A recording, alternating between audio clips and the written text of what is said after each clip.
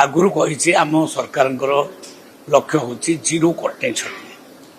आदौ कटनी छटनी हम ना आम पाख खबर आसूची विभिन्न जगार किसी किसी कटनी छटनी हो तेणु सतर्क आज कर दिगला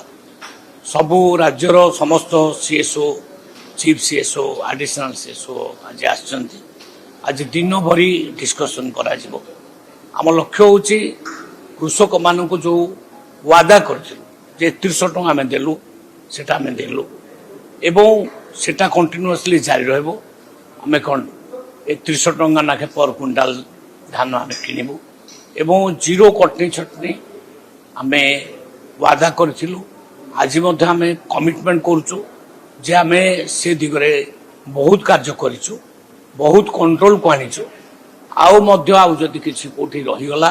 ताकू आम ठीक करूँ समस्त ऑफिसर मान आज से दिगरे आउ सूचना दिगला से माने बहुत भल काम कर पेट्रोल डीजेल रेट बढ़ीगला से ठीक भाव में काम कले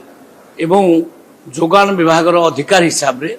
भल काम करी 2 दिन भीतर समस्यार समाधान कर गैस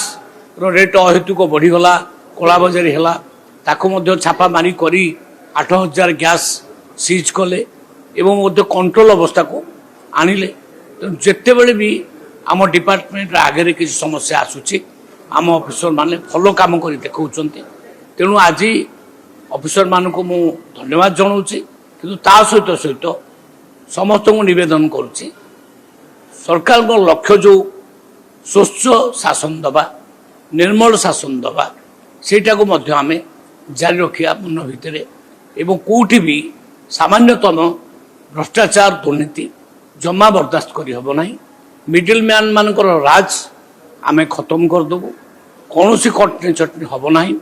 आज समस्त को ए प्रकार आ निर्देश दि जाए आमर कमिटमेंट हूँ